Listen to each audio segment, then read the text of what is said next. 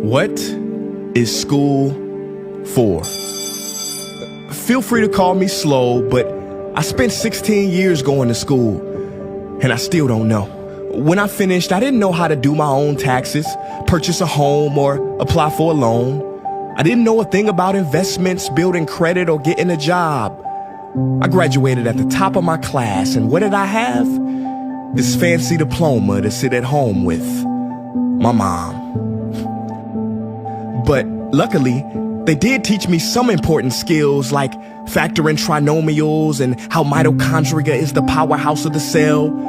I'm so happy I remember the Pythagorean theorem, because it helped me a lot. Okay, I'm lying. Let me stop.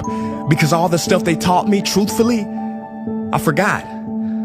Mom, remember when you would ask me, what did you learn in school today? And I would say, nothing much.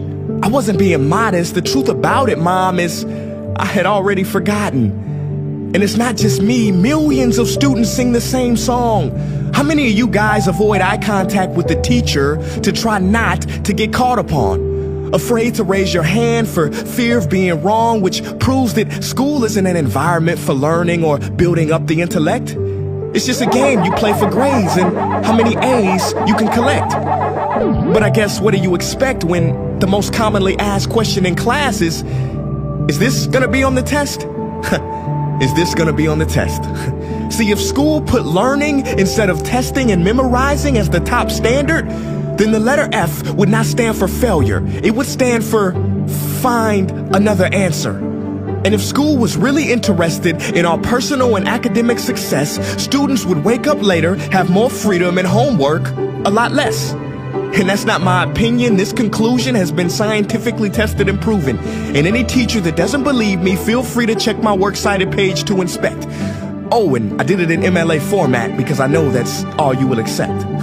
See, students would get more benefit from an extra hour of sleep than putting them through the torture of an extra essay, reading 150 pages, doing problems 1 through 60 on the worksheet, and having 3 projects due by the end of the week. Not only is it pointless pain, but it's also dim-witted. Because we get so much work, but they don't teach the time management skills to deal with it. See, in school, we are controlled by bells. We have to learn in rooms with the feng shui of a prison cell. We have to ask permission to relieve bodily functions, but not before the teacher asks a million questions like, why didn't you go before class? I'm sorry, my bladder is kind of on its own schedule and it's not always timely. See, teachers always say, use your time wisely. But that never made sense to me. Because these 6 cruel hours of our lives we call school might literally be the worst use of time management ever in history. Think about it. The traditional teaching method is foolish.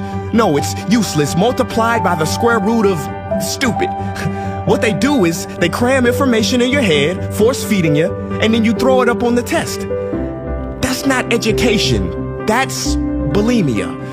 And the more bulimic you are, the better you will do on their assessments. So it's no wonder why so many students graduate mentally and emotionally anorexic. See, school teaches you how to memorize dots. True education should teach you how to connect them.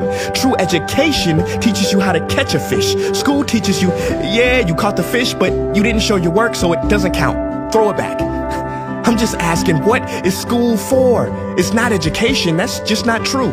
If you still think that, you might be sniffing glue. See, the word education comes from the Latin root educe, meaning bring out, i.e. bring the gifts out of a person and make them viable. But school doesn't bring out much. It just stuffs more facts inside of you. Now, some of that stuff is justifiable. We need reading, writing, and some arithmetic. That's fair.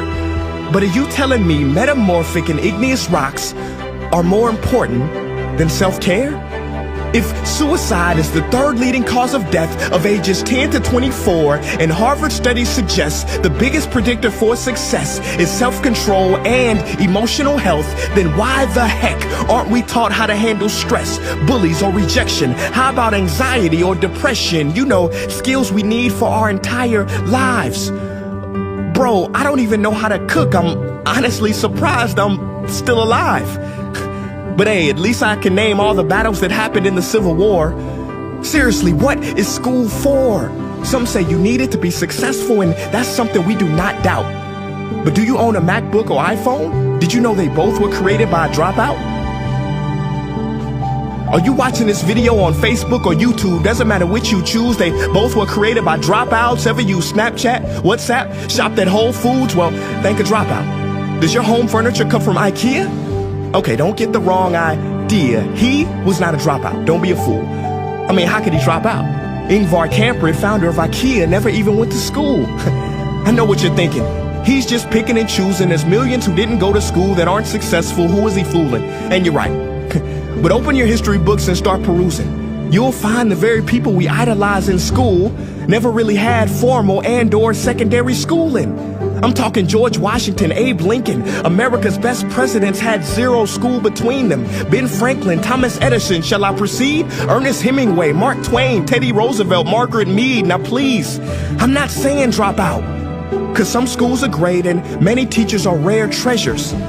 I'm saying that there's a difference between people who are smart and people who score better. I'm saying that your future is something that no test will ever measure. Even if that test begins in 3 letters like SAT, ACT, it's BS if they say those determine your LIFE. No, your destiny is in your hands. You must shape it to be great. So don't expect school to open doors, because it's more likely to slam them in your face. Sometimes I wonder about all the dreams lost in school and how much potential goes to waste. If it wasn't for music and YouTube, then I would have been just another lost case. Everybody watching this, please, close your eyes. Imagine a child sitting in the back of some teacher's class in some town. He never raises his hand, he fails most of his classes, but inside of him, there is a passion. And if nurtured and brought out, will lead him to discover the cure for cancer. But you see, I'm afraid that that child's gift will never come out. He will never win the Nobel Prize award because in class he was ignored and his worth was judged only by his scores. So teachers, principals, parents, advisors, and students, I ask one more time, what is school for?